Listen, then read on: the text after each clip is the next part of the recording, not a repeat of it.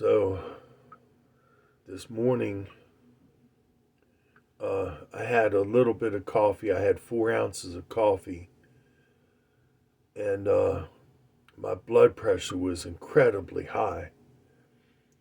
It stayed low for 7 hours, and then it shot up. I guess after I read all of the news that's going on and stuff. So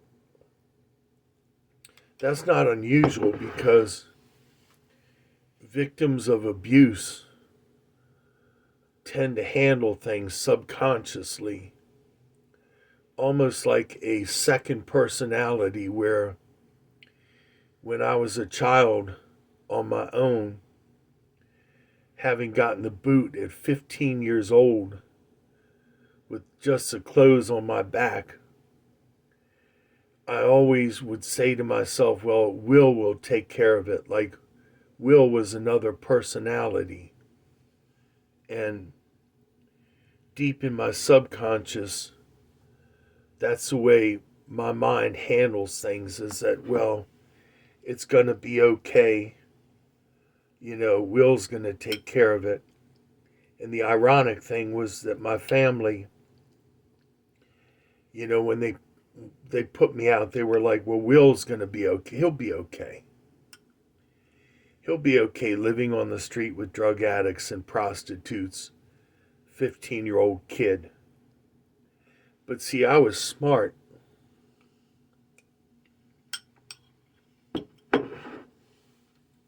I was smart. I saw the train coming because when I was 8 years old, my dad and I were in the store and he was misbehaving. He was a very brilliant man. He took some crisp $1 bills and put them in a clamp.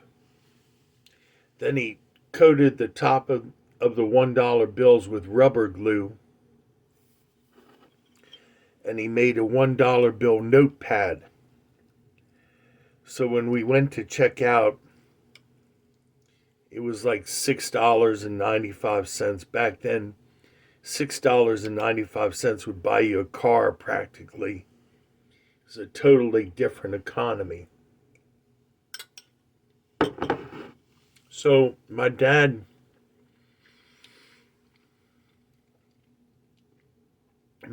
got out his little notepad of $1 bills and started peeling off the dollar bills to hand to the girl. Now she sees the notepad, and of course she's thinking that the $1 bills are phony. So she's like, well, what are you doing? He's like, well, I'm paying you. And, of course, there are other people waiting in line and all that other stuff, and it's backing up. Then she has to call the manager, and then he has to explain how brilliant he was in making the notepad with the $1 bills. And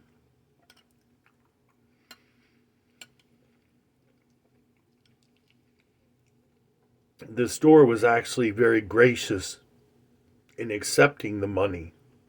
They didn't have to, because legally, anytime that you adulterate U.S. currency by writing on it or tearing it or crumpling it up real bad or anything like that, you've broken the law. But they were very gracious. Now I was like,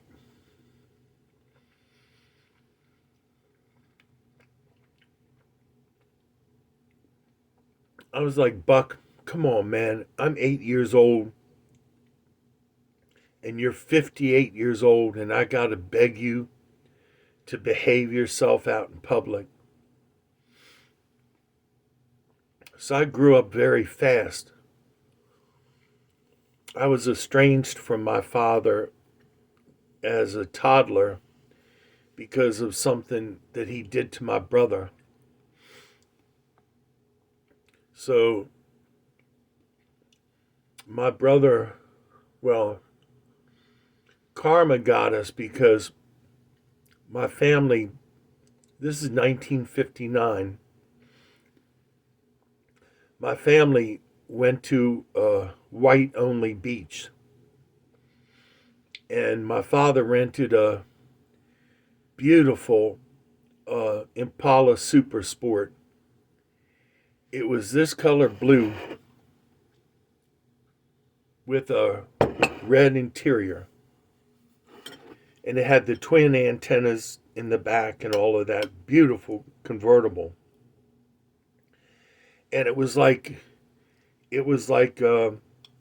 birth control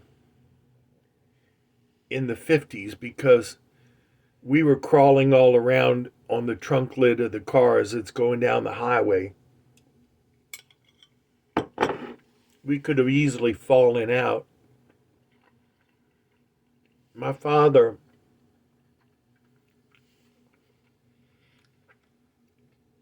he always had this expression. He said, well, I'll raise the ones that live. So I can still, because my mind captures things in pictures. I still, after all these years, remember the hand painted sign on a whiteboard that said private beach, white only, no Negroes. I think it said no Jews. And it was, I think, $9, which back then was big money, because when I went to work, way back when, I made $9 a day, not $9 an hour. I made $9 a day, and there were men that I worked with that were raising families on that kind of money. So as I said,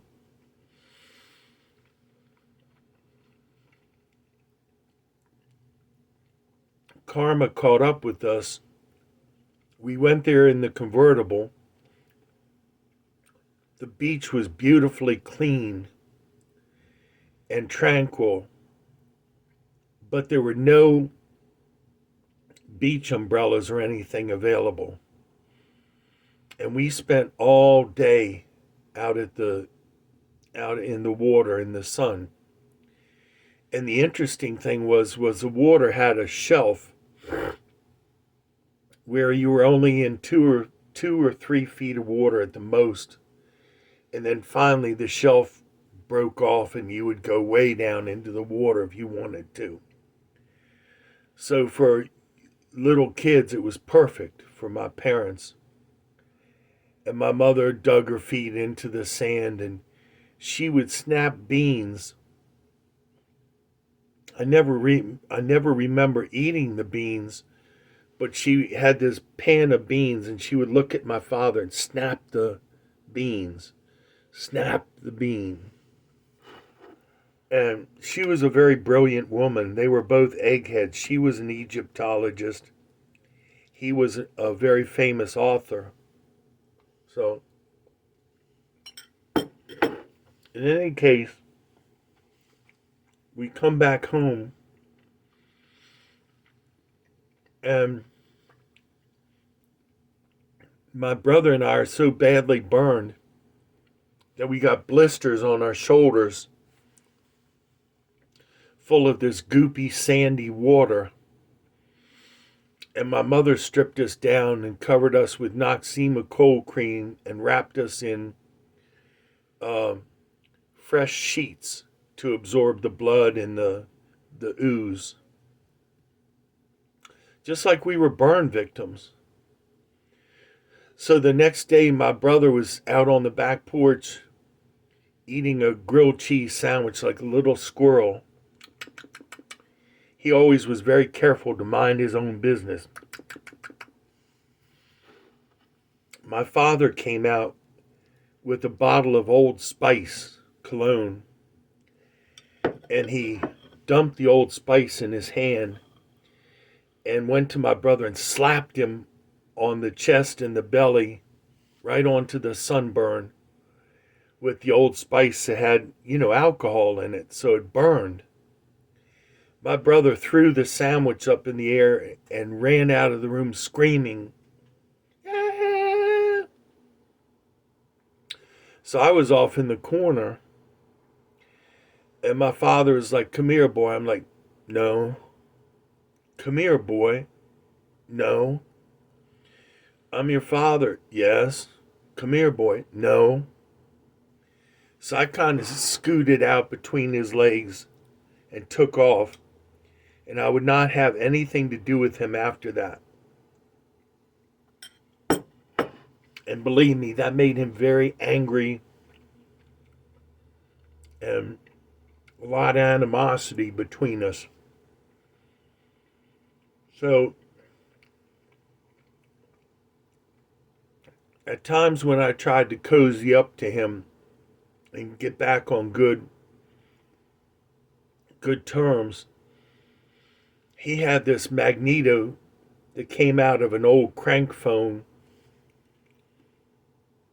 Back then, telephones had a crank on them, and you went yin yin yin yin yin yin yin. Then you picked the phone up and you said, "Hello, Sarah. I need 5438." It was like 4 numbers. So he had this magneto out of this old phone that he used to test electrical circuits with. Long story short, he handed me one wire, handed me the other, and I'm still a toddler. And he goes, "Yin, yin, yin, yin, yin, yin." Well, I looked down and I had piddled the floor.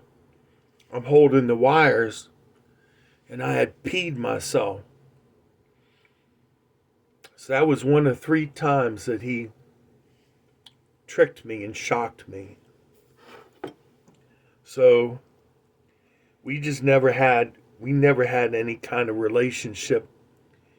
One day when I was 8 years old,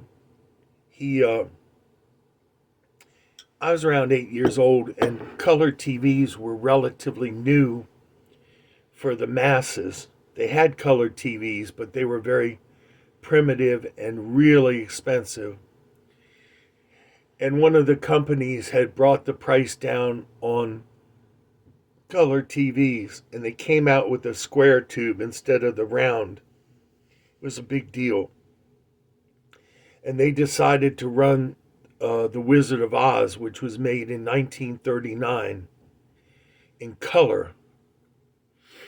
And so my dad bought a new TV set, and he was like, "Come on, boy, I'll put a pillow on my lap. You and I are going to watch TV." I was 8 years old, and I was very aloof and jaded. And I turned to him, I said, "Buck, you and I are just so far past that." And it really slammed him. It was a brutal comeback, but there was no way that I was going to forgive somebody who had tortured me so many times. And I was there when he died, and God gave me the grace to forgive him and to ask him to forgive me that I wasn't a better, more helpful son. And he got born again. He got born again when he was 77. Died when he was 80. And for 3 years, he was my best buddy and pal. And we had more relationship in those last 3 years than we did for a whole lifetime. And I was always into styling with these big cars, a Ford LTD, Galaxie 500, Mercury X100, which only lasted for a couple of weeks. A young kid in a Mustang destroyed that car. Mercury Marquis. I wanted a Lincoln, but I bought this really sleek Mercury Cougar. And I would open the door for my father, you know, take him to a grand lunch at the seafood place or at this tiki restaurant called Blue Hawaii or something like that. And he would say, "Well, how are things going, son?" And I'd go, "Fine, Dad, fine. You?" "Good, son, good." And so all during lunch, we'd be fine, fine, good, good. He'd get on the phone with my sister. Will and I talked about everything, and all it ever was fine, fine, good, good. But we were really striking a chord. And then he'd get up to go to the restroom, walk into the kitchen of the restaurant. I'd go get him. I'd be like, "Buck, that's not the bathroom. Let me help you, you know." And he died shortly after that. And I went to the fish restaurant Wednesday afternoon, just like our normal time. And I'm sitting at the table waiting for Buck.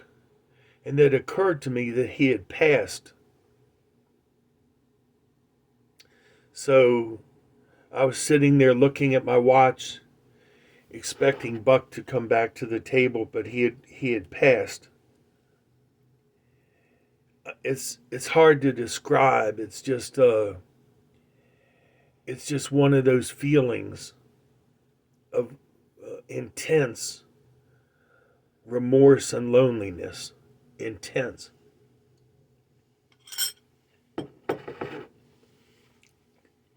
But like I said,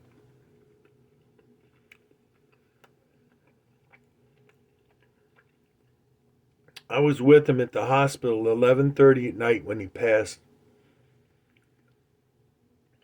And it was like a whole bunch of angels or something went right through me from the window, collected him, and then went through me back out the window. And it was really compelling because he started to turn purple and blue around his lips.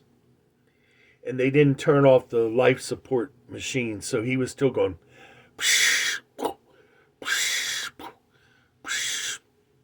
At that point, it was very creepy. I called my family. I said, "Buck has passed." I never got any sympathy from anybody in the family. "No, I'm really sorry for you. Thank you for being with him." God gave me the grace to pat him on the hand and tell him I loved him.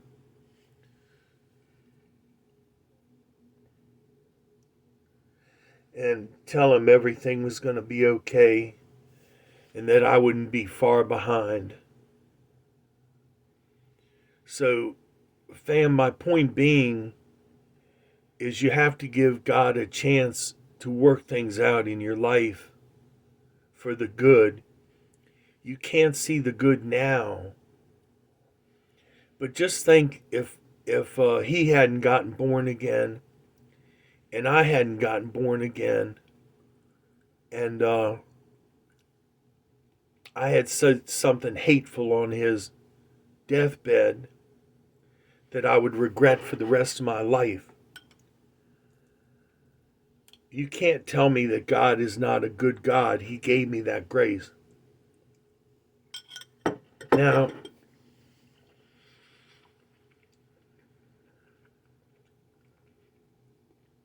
on a lighter note, if there is one, a few years later, I went to visit his grave site, he and my mom. And I had a beautiful new shiny Lincoln. And I always dressed I always believed in the Joan Crawford way of life, of being dressed to the teeth wherever you went.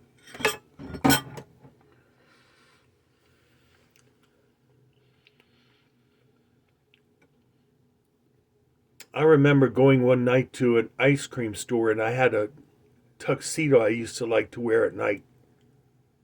Black tie and tuxedo. The people at the ice cream store said, "Where did you come from?" I said, "Home." They're like, "Well, why are you in a tuxedo?" I said, "I just like to dress nice. You know, Steve Harvey, nice." I got to finish up because the wheelchair's starting to hurt again. But long story short, I pull up in the Lincoln at the gravesite, and this big old nasty doo-doo bug flies right up my nose into my sinuses. And it's buzzing around. It's all upset that it's caught in my mucosa. And it's going.